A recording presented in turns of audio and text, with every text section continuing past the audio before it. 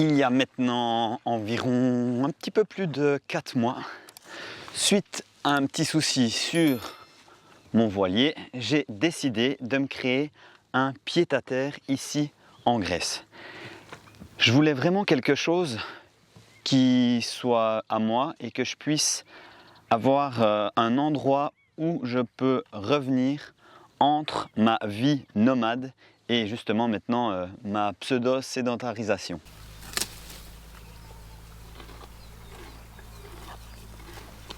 Pour ça, il fallait que je trouve une place en pleine nature, enfin un terrain où je puisse m'installer. J'ai décidé donc de me poser dans un lieu communautaire. Mais le lieu où moi je me suis installé, au début, il n'y avait rien. C'était comme ce champ d'olivier, avec un âne et un cheval. Eux, ils n'ont pas bougé.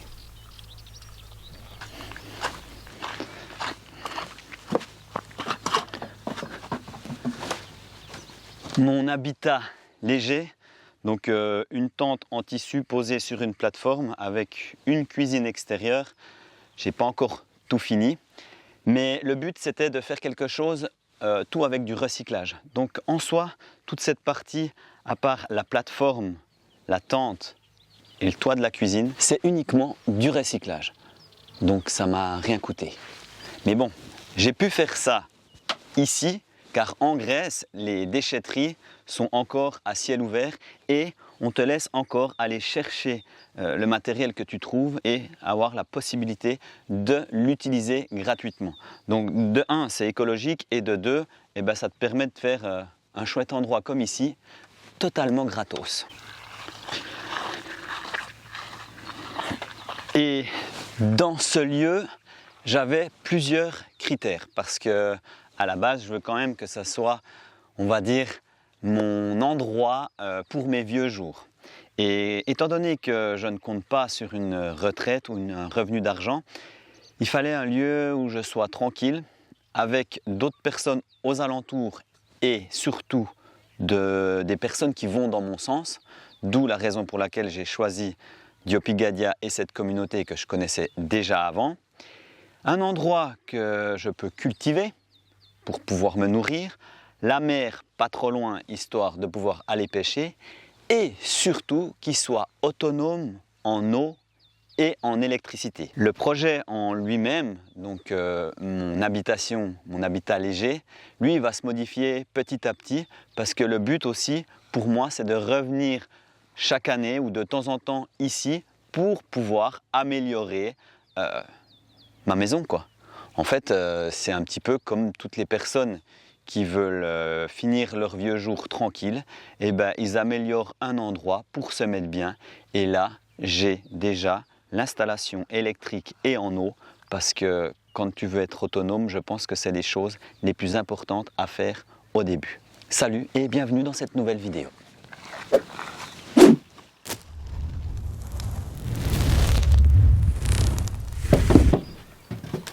Là, avant de t'expliquer mon système autonome en eau et en électricité, je pense qu'on va commencer par l'électricité. Je pense que vous le savez maintenant pour ceux qui me suivent depuis un moment sur la chaîne. J'ai un partenariat avec EcoFlow depuis plus de 5 ans maintenant et j'ai déjà testé pas mal de batteries. Ça reste quand même des batteries nomades pour la plupart du temps, comme quand je vivais dans mon 4x4 ou sur mon bateau. Mais cette fois-ci, ça reste une batterie mobile, mais avec un plus gros système.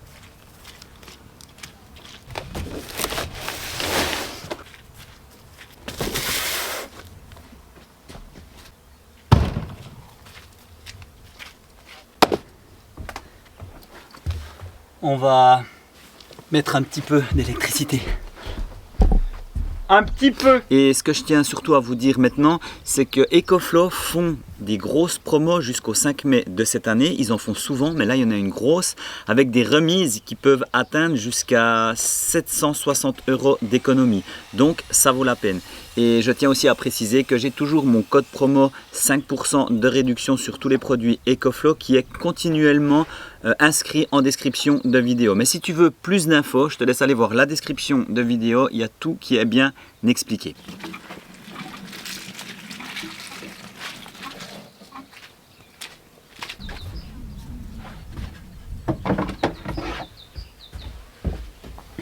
Ici, sur la place où je suis dans l'éco-village, il n'y avait vraiment rien et je dois tout installer. Donc j'ai pas accès à l'électricité en soi. Là j'ai tiré une rallonge mais je peux pas laisser ça comme ça. En plus de ça, quand il pleut, souvent ça fait sauter les plombs. Quand tu as besoin d'énergie portative et puissante, tu as besoin de ça. Ça fait 15 ans que je suis nomade, donc ça fait 15 ans que je paye plus d'électricité ni d'eau et que je me débrouille justement avec d'autres systèmes. Et ça fait uniquement 5 ans que je suis avec EcoFlow. Et je compte pas changer parce que ces batteries nomades, vous verrez, c'est quelque chose de très puissant, petit, compact, très pratique et surtout facile d'utilisation. Et je pense que c'est ça qui démarque surtout les batteries nomades. On va aller voir ça.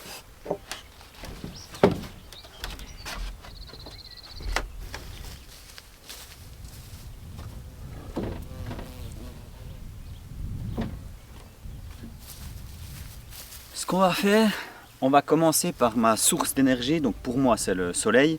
Et on va suivre l'électricité jusqu'à la consommation. Utiliser la GoPro, ça sera beaucoup plus visible pour toi. Et puis comme ça, tu verras mieux l'installation. On est, je crois, vers 2 h l'après-midi. Donc c'est soleil pleine balle sur les panneaux solaires. On va aller voir après combien ils donnent. En soi, moi qui ai déjà testé plusieurs panneaux solaires chez EcoFlow, donc les souples et les pliables et maintenant les rigides. En gros, les pliables, je les prendrais pour utilisation occasionnelle, comme dans ma Volvo. J'ai un panneau solaire pliable. L'avantage, c'est que c'est très facile à ranger, ça prend pas beaucoup de place, mais bon, il faut chaque fois les déplier et puis j'avoue que c'est peut-être moins résistant. Les panneaux souples, eux, ils sont très bien, par exemple, sur le bateau ou si tu as un véhicule et que tu as une forme un peu spéciale, ils s'adaptent super bien. Et puis après, les panneaux comme ici, rigides, qui sont parfaits pour une installation fixe. Ce qu'il faut faire pour tous les panneaux, c'est vraiment avoir de l'aération derrière. Donc souvent on voit des gens qui installent des panneaux solaires par exemple sur un toit et qui mettent pas d'aération derrière. Ton panneau il peut cramer, donc ça faut faire très attention. Ici en l'occurrence j'ai laissé beaucoup d'aération, d'ailleurs ça me fait même ma petite place pour le vélo. Et puis bon, il n'y a pas grand chose à voir, mis à part que les connexions c'est des connexions standards. Et pour les branchements de plusieurs panneaux solaires, tu as les branchements parallèles ou en série. Je te mets un petit fichier juste ici. Que tu trouves aussi sur internet, et ça c'est important de voir par rapport à ton installation. On va pas forcément débattre là-dessus parce que toute installation est différente. Et pour la fixation, j'ai simplement mis des charnières juste ici, ce qui me permet de pouvoir bouger mes panneaux solaires avec un certain angle. Ça je vais probablement le changer. J'aimerais vraiment pouvoir bouger mes panneaux solaires, donc de haut en bas et aussi de gauche à droite par la suite, surtout pour l'hiver, car l'hiver le soleil est assez bas et c'est pour obtenir le maximum de rayons solaires sur les panneaux. Mais en l'occurrence l'été, je pense que j'aurai pas de souci. Maintenant, pourquoi je les ai pas mis sur le toit de ma cuisine? Alors il y a deux choses. La première, c'est que en gardant mes panneaux solaires autre part que sur le toit de la cuisine, ça me permettait justement de pouvoir mettre quelque chose dessous et d'avoir un petit abri. Et la deuxième chose, c'est que étant donné que ma cuisine c'est une simple tôle en métal et qui fait très chaud ici l'été, mes panneaux solaires ils auraient beaucoup souffert avec la chaleur. C'est très léger en même temps. Comme tu peux le voir et comme je l'ai dit, ces panneaux solaires sont plutôt massifs et assez lourds. 21 kg 800 la pièce, tu t'amuses pas à les déplacer souvent. Mais ce sont aussi les plus adaptés à une utilisation fixe. Ma chaîne est tellement gros que qu'il faut que je fasse un gros support. Si tu as un petit toit ou quelque chose de léger ou typiquement un petit van, ça tu oublies. Et pour les infos techniques, ici j'ai deux panneaux photovoltaïques EcoFlow rigides de 400 watts, ce qui m'offre à peu près 800 watts d'entrée solaire. Je dis à peu près car il y a toujours une petite marge de perte de plus ou moins 3%, et ce pour tous les panneaux solaires. Les miens sont branchés séparément sur ma batterie, ça veut dire qu'ils sont ni en série ni en parallèle, et ça grâce à ma batterie Delta 3 Max Plus que je vais te présenter par la suite. Donc voilà en soi pour ma source d'énergie. Alors il est clair que ici il y a pas mal de vent. Je pourrais peut-être par la suite mettre une éolienne, car souvent lors de tempêtes on n'a pas de soleil mais on a du vent. Le problème de l'éolienne c'est que ça crée quand même un petit bruit souvent et ça peut être gênant. J'ai déjà vu ça sur les bateaux. Bref, c'est à voir, mais pour l'instant je suis au moins autonome en électricité avec ces panneaux solaires. Maintenant, pour la suite du branchement qui va ici derrière, on va les voir et c'est là que c'est le plus intéressant, c'est tout mon système batterie.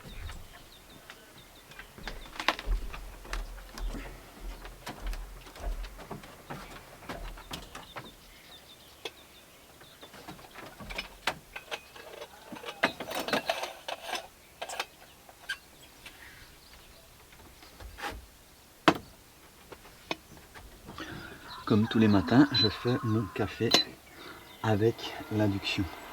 Alors l'avantage de 1 avec l'induction, c'est que les plaques à induction ne coûtent pas très cher. Moi, elle m'a coûté environ 40 €. La deuxième chose, si tu as de l'énergie gratuite, eh ben, c'est gratos. Après, il faut quand même avoir une batterie qui donne assez de puissance parce que là, je ne suis pas à fond et j'ai 1600 watts qui tirent sur la batterie. Et cette plaque à induction, elle va jusqu'à 2000 watts. Mais bon, pour pouvoir faire fonctionner de l'induction, il faut quand même beaucoup de puissance. Et l'EcoFlow Delta 3 Max Plus, elle est quand même leader sur le marché car elle fonctionne jusqu'à 3000 watts de puissance et 6000 watts en crête. Ça veut dire que elle peut faire des pics à 6000 watts, ce qui est énorme. Et l'avantage avec la Max Plus, c'est que tu peux justement dispatcher tes 2 sorties CA. Ça veut dire que tu peux les contrôler différemment. Comme moi par exemple, une est toujours allumée pour mon frigo. D'ailleurs, je prends mon lait et une autre, elle est éteinte et je peux la contrôler via l'application de mon téléphone, donc l'application EcoFlow. J'ai vraiment une sortie qui est toujours allumée et une autre que je peux régler via mon téléphone. Et au niveau de l'application sur le téléphone, on n'en parle pas assez, mais tu peux faire énormément de réglages et tu peux aussi contrôler par exemple ta consommation d'énergie. Et ça c'est assez intéressant car tu peux mettre le prix au kilowattheure, je crois que c'est comme ça qu'on dit, dans le pays où c'est que tu trouves, et comme ça, au bout d'un mois ou une année, tu peux voir les économies que tu as fait. Moi je trouve ça plutôt cool. Et puis ça permet aussi de réduire sa consommation parce que quand tu vois ce que tu consommes, tu fais un petit peu plus attention.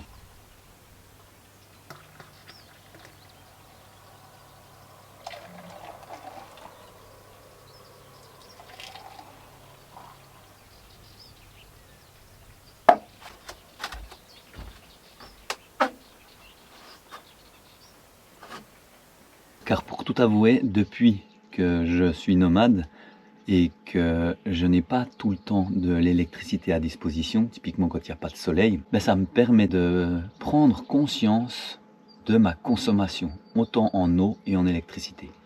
C'est un peu comme la bouffe, hein. Si tu n'as pas beaucoup à bouffer, tu vas faire attention, parce que tu sais que tu n'as pas beaucoup à bouffer.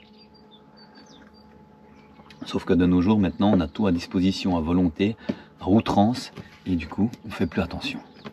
Ça, c'est que mon avis, mais j'aimerais bien avoir ton avis aussi en commentaire, parce que c'est important.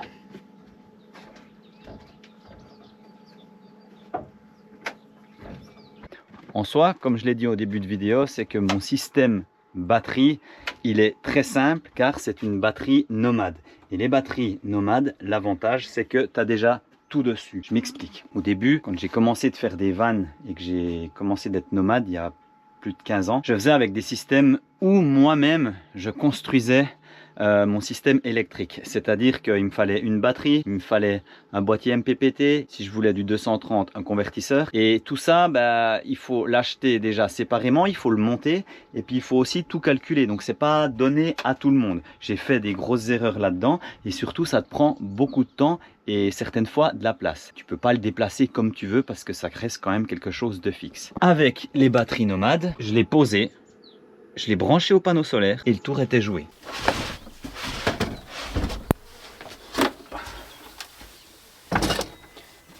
Maintenant, pour les données techniques de la batterie, ça reste un bloc quand même de un peu plus de 22 kg avec 2 kWh de capacité. Donc, tu as quand même de quoi faire. Comme tu as pu voir, j'arrive facilement à la débrancher et à la bouger. Elle se recharge en environ 45 minutes de 0 à 80% sur une prise secteur, ce qui te permet de pouvoir l'utiliser pour avoir de l'énergie un peu partout, comme par exemple si tu dois aller bricoler quelque part et utiliser du matériel lourd. Cette batterie, elle envoie 3000 watts de sortie en électricité CA et jusqu'à 6000 watts en pic. Ça reste quelque chose d'assez simple. Sur la face avant, tu as les 4 sorties 230, les boutons Power On Off que tu peux aussi utiliser via l'application sur ton téléphone, l'écran LCD avec le contrôle de ta batterie qui t'affiche aussi la durée de vie de ta batterie quand tu l'utilises, et 4 connexions USB, dont 3 USB-C, une 140 watts, ça envoie quand même beaucoup, typiquement pour recharger un ordinateur ou une tablette, 2 de 45 watts et une USB normale. Ça, c'est pour les connexions de sortie. Les connexions d'entrée de la batterie, qui se trouve derrière, la prise d'entrée pour l'électricité secteur, pour recharger. Tu peux choisir qu'elle s'ajuste automatiquement ou rapide. Les 2 entrées solaire, ça c'est super bien, tu peux fermer. Et ici sortie, donc sortie 12 volts en allume-cigare, sortie 12 volts pour câble dénudé. Ça c'est hyper pratique parce qu'on n'a pas toujours l'allume-cigare. Et ça c'est la sortie si tu veux mettre un bloc batterie supplémentaire pour avoir plus de capacité sur ta batterie. Peut-être que moi je vais le mettre car l'hiver j'ai pas tous les jours full balle soleil, et d'avoir un peu plus de capacité, ça va me permettre de pouvoir continuellement utiliser mon matériel lourd, typiquement ma plaque à induction, et si je veux bricoler en plein hiver. Ben là je profite de te montrer parce que je vais la rebrancher. Donc panneau solaire 1, panneau solaire 2. Ici j'ai mon allume-cigare pour ma pompe qui est une pompe de camping-car. Ici derrière c'est tout ce dont moi j'ai besoin parce que j'ai pas de box batterie donc auxiliaire, et je n'ai pas non plus le 230 parce que j'en ai pas besoin étant donné que je recharge en solaire. Les entrées et sorties pour le 12 volts. Et maintenant pour l'avant, d'ailleurs là on voit que mes panneaux solaires là, ça fait 678 watts d'entrée. Autant te dire que ma batterie elle recharge bien au solaire. Là moi j'utilise cette partie ici en 230 pour tout brancher. Donc en soi j'ai 2 prises qui ensuite sont envoyées sur des multiprises ou sur des prises murales que j'ai installées ici à ma cuisine et puis ma plateforme.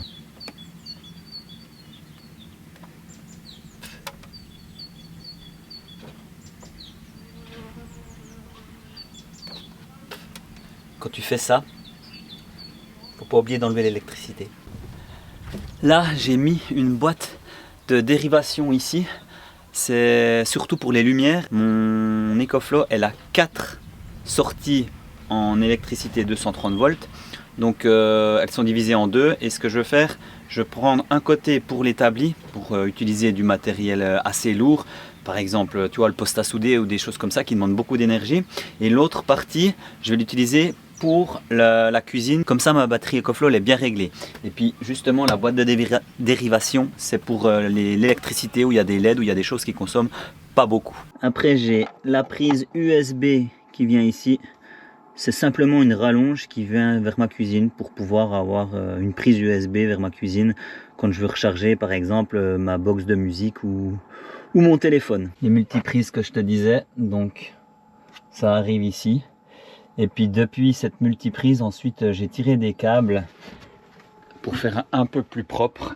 Et par exemple ici, tu vois, j'ai mis des prises murales. Donc tout ce que j'utilise, aussi mon extracteur de jus et tout ce que j'ai besoin à la cuisine depuis l'électrique, bah, c'est gratuit.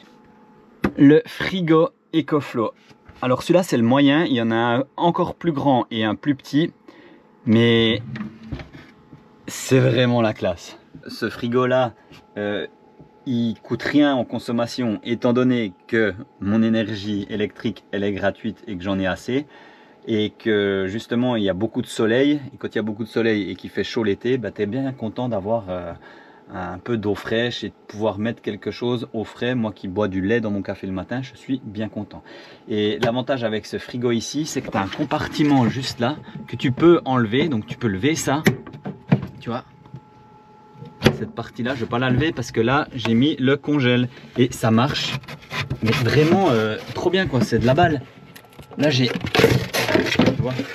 mes glaçons. Et tout ça, tu peux le régler aussi avec l'application. Mais si tu veux pas le congélateur, eh ben, tu enlèves cette partie ici et puis tu fais un frigo complet quoi, ou un congélateur complet. Ici tu as les panneaux de réglage, j'utilise très peu parce que j'utilise vraiment l'application.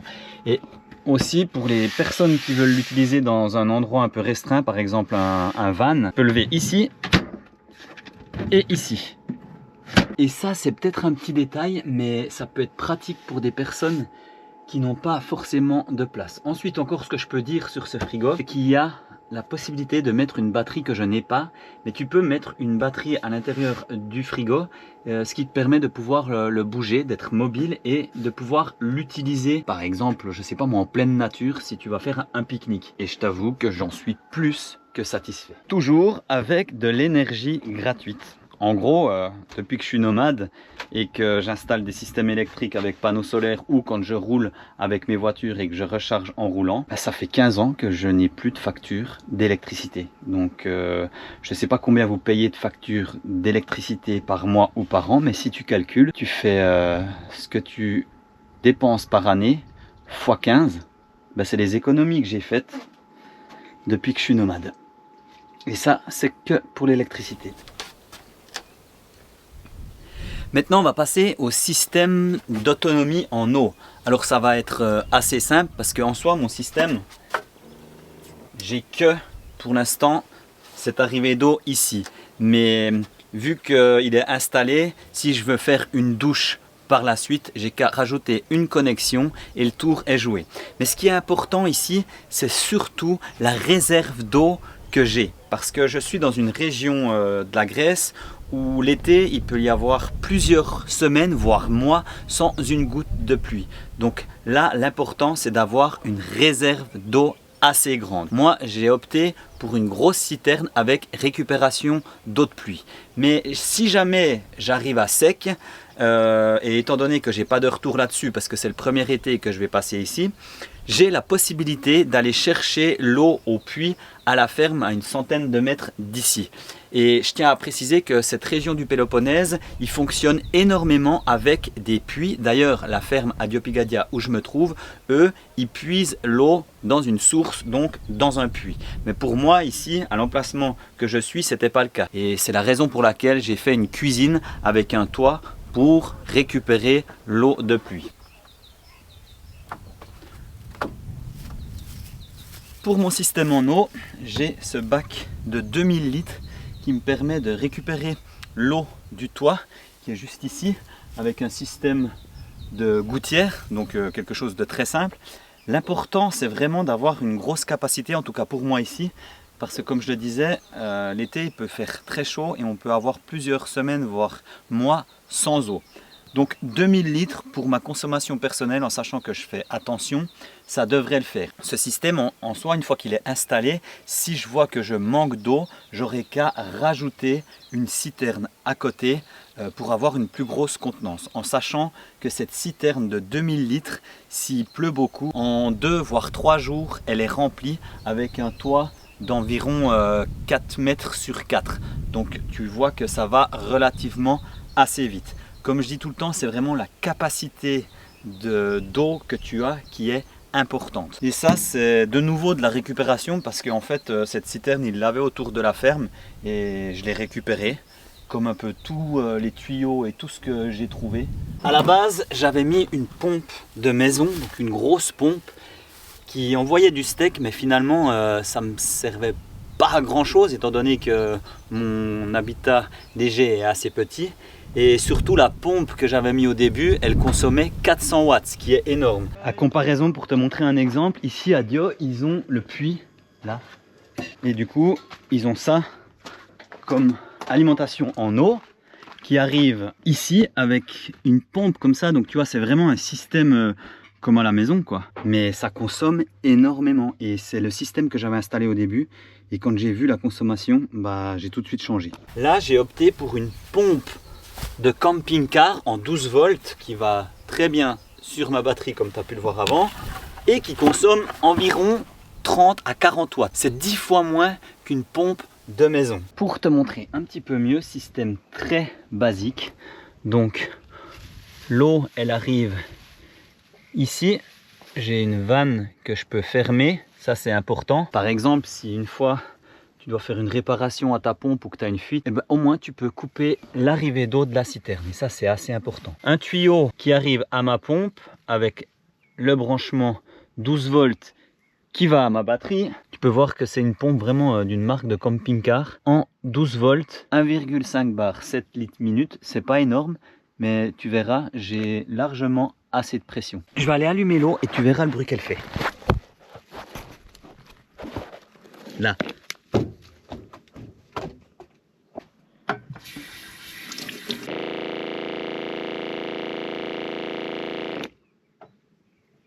Alors, t'en penses quoi? Il est clair que si tu veux économiser l'électricité, tu peux faire un système à gravitation et là, t'es vraiment parfait. Mais étant donné que j'ai largement assez d'électricité, je me suis permis de faire ça.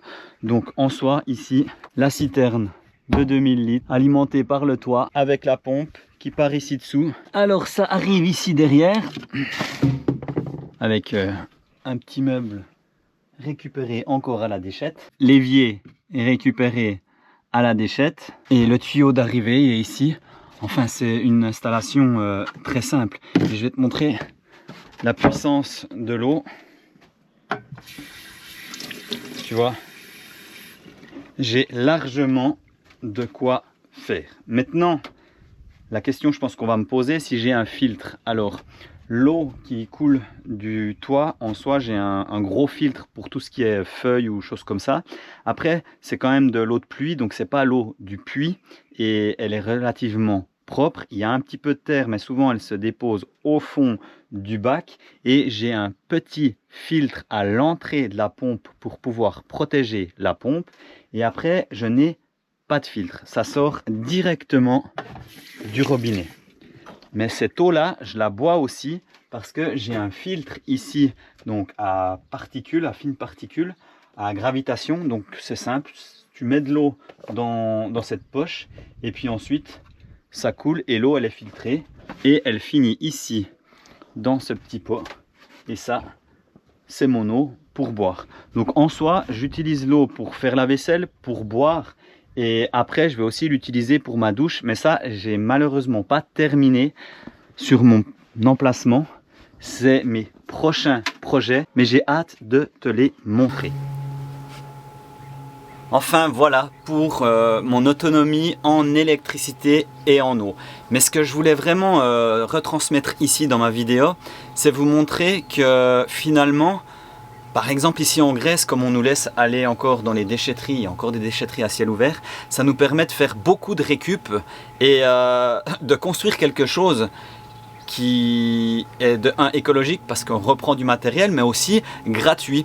Et avec tout le système, malgré que j'ai quand même un système électrique qui peut coûter une certaine somme, mais sur la longue durée, ben, ça permet de faire quand même des économies. Et surtout, et je pense que c'est ça le plus important, étant donné que j'ai pas d'eau et d'électricité illimitée, je suis quand même obligé de contrôler ma consommation. Et ça, c'est important parce que ça permet de prendre conscience que l'énergie, autant électrique, solaire et eau, c'est très important. Et j'ai oublié une petite chose dans la vidéo, c'est au sujet de mon évacuation en eau.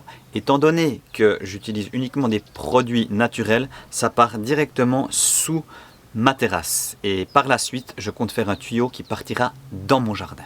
Mais ça sera la suite. J'ai encore plein de choses à vous montrer dans ce lieu parce qu'il est loin d'être terminé. Comme je l'ai dit, c'est un lieu que je vais faire petit à petit, où je m'installe sur une longue durée. Je ne serai pas tout le temps là. Je vais continuer ma vie nomade, mes aventures. Et j'ai plein de projets, comme aussi un jardin. Je dois faire aussi la douche, les WC. Mais finalement, j'ai le temps de faire tout ça. Et c'est vraiment pour moi un lieu d'expérimentation, autant en construction, en débrouillardise, en récupération, en écologie, en nature, parce que faire du jardinage et ces choses-là, pour moi, c'est tout nouveau. Mais c'est surtout quelque chose d'expérimental pour moi au niveau social, car je reste dans un lieu communautaire et quand je voyage et que je bouge beaucoup, je suis souvent en solitaire et de revenir ici, c'est un village et une grande famille. Je tiens encore à remercier l'entreprise EcoFlow. Si tu es intéressé par l'un des produits, je te mets tout en lien en description de vidéo. Moi je vous dis à une prochaine. Je tiens à remercier à toutes les personnes qui like, qui commentent et qui s'abonnent à ma chaîne parce que c'est aussi grâce à vous que je peux continuer de faire ce que je fais et j'apprécie de vous partager mes modes de vie car on peut dire maintenant que j'ai quand même une petite part de sédentarisation. Mais bon, je pense que j'ai besoin de bouger aussi. Donc je te dis à plus pour de nouvelles aventures. Tchuss!